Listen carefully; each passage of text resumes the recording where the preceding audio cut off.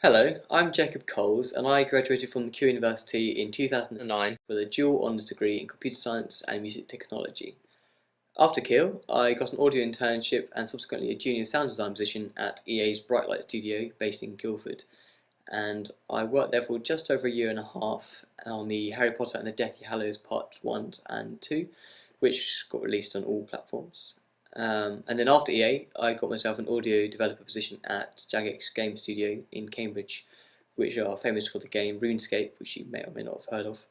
And I've been working ever since on Transformers Universe Online, which releases next year.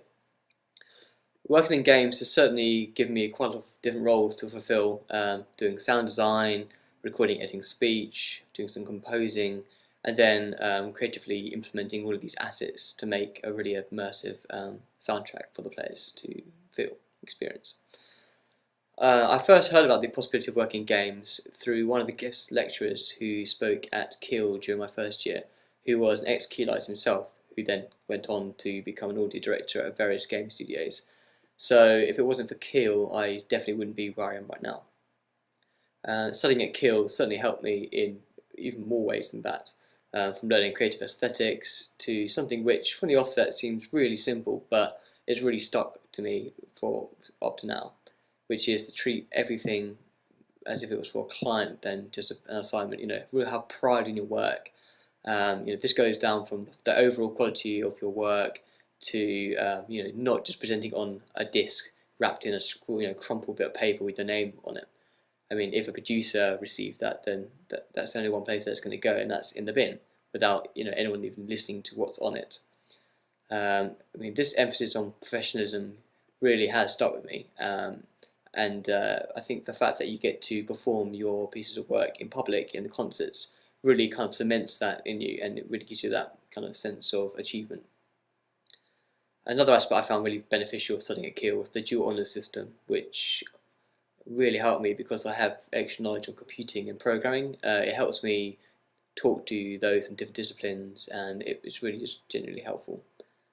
My advice to current students would be to make the most of having experienced, talented lecturers.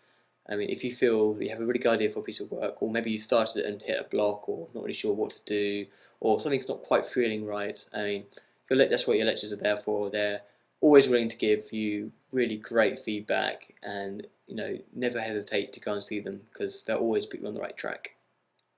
Another piece of advice I would give would be, once you make it into the real world, so after third year, or even maybe during your degree and you decide to take on some extra work, would be not to take things too personally. If, say, you make a really great bit of work, you're really happy with it, and then whoever your client is decides, yeah, it's not really what I want. It's not so much that your work is completely rubbish, it's more that the way that you've envisioned that piece of work is not how they see it. So it's not really that you've done something badly, it's just not exactly right. So it's something you've got to learn fairly early on, and it's quite tough to deal with at first. Also, never give up trying to do what you really want to do. There's always work out there if you have the drive to find it, be it doing some film work to build experience, which you can find on websites like mandy.com. You can work on indie games, which can lead to many opportunities. I mean, if you take the game Limbo, which I think came out last year, which started off as an indie game and then received wide critical acclaim for sound design especially, and game design, and I think the people involved got great recognition for that. So it may seem like not the most exciting task to begin with. It can become something great, so that's something you should maybe explore. And alternatively, you can do what I did and get an internship, which some companies do offer.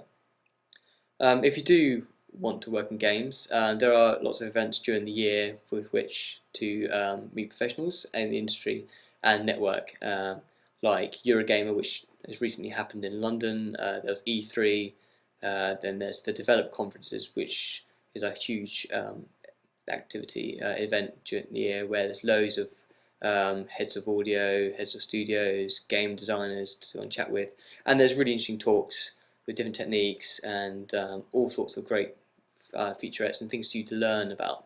So they're really great. I would definitely go onto those if you're thinking about joining the games industry. And you can also find work on gamesindustry.biz, Also, websites like LinkedIn.com are really good for networking. You can put showreels up, you can join groups with lots of different people who work in the industry, you can have discussions. It's generally really, really good. And certainly I've had a lot of people contact me, and I've made a lot of contacts through that. So yeah, it's really good. And also another good technique to do would be, if you're making a showreel and you want to make it in games, it would be to maybe do some sound design and then use one of the existing currently industry tools to demonstrate how you can use those creatively. So learn Unreal, Fmod, and WWise, because they're the three big ones that everyone uses. So if you can demonstrate that you can use all three, or maybe even one or two, that'll certainly put you in good stead. So I think that's pretty much what I'm here for. So good luck, and always strive to push yourself to do the best you possibly can, and hopefully I'll be working with you in the future.